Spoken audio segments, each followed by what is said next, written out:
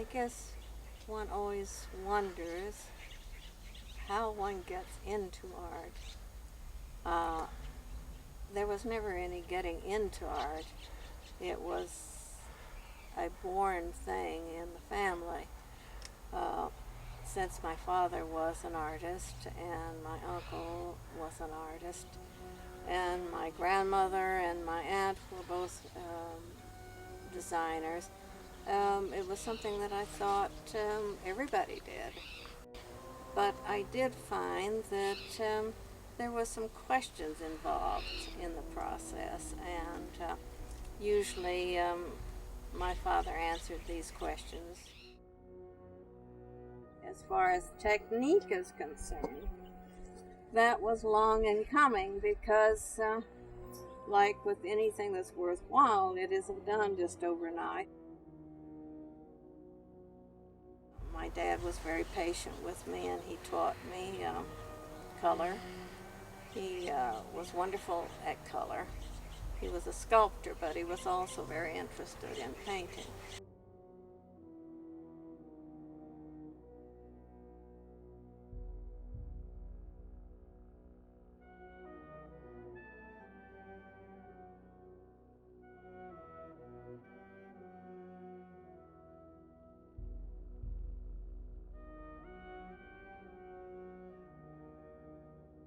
I've always remembered that the main thing about art is looking, and not only looking, but making what you're looking at part of your world.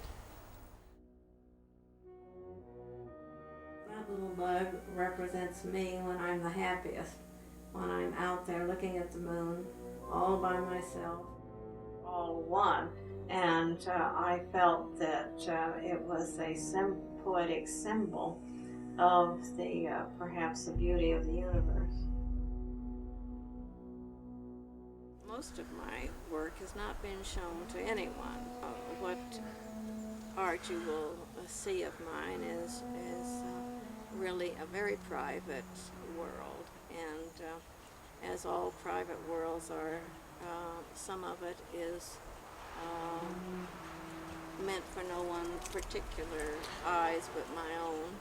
This is again my absolute fascination with the crosses in the New Mexico landscape, the reverence that they have for the cross and for the dead, and their connection to their past, and to the love of the family that the crosses represent.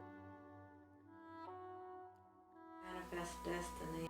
The soldiers, the cart, the bird, the skeleton, the death, the snake, the beautiful cross, the beautiful color, the dream of the westward movement.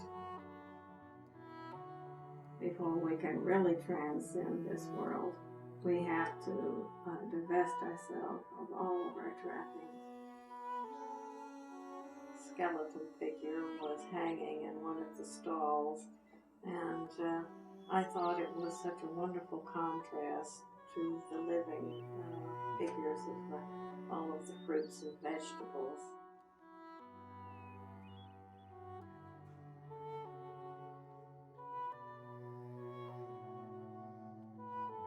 The reapers, obviously, from the fact that they are bringing death with them with their implements of torture.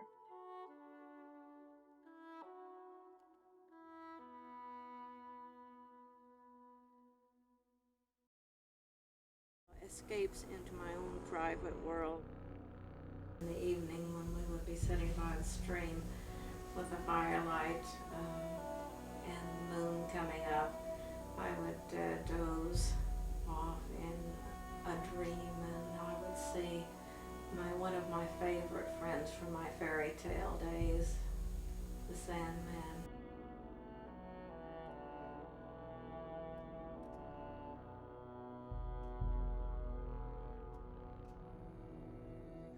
the night-day principle that makes life magical.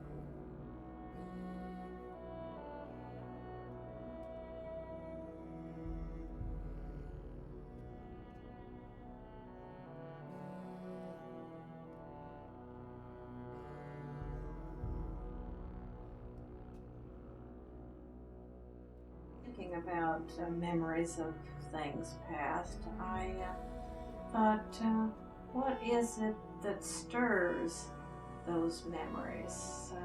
And I thought it can be a key to any. It can be someone's voice that reminds you of something of the past. Well, what is that?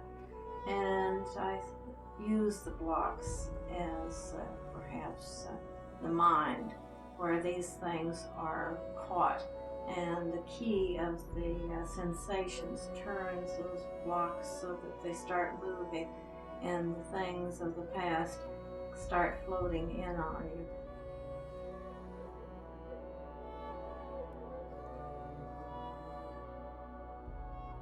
Music of the spheres. It was born from many hours of looking up into a wind chime on the back porch and watching the lights come through the prisms. East of the sun and west of the moon, which has always been one of my favorite places for dwelling.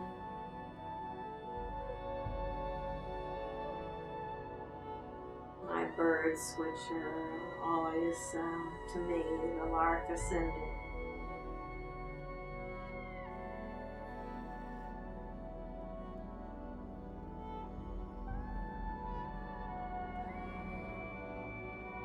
This would be a wonderful walk for my coyote friends at night, so that's why I have my little coyote friend hanging over the moon there.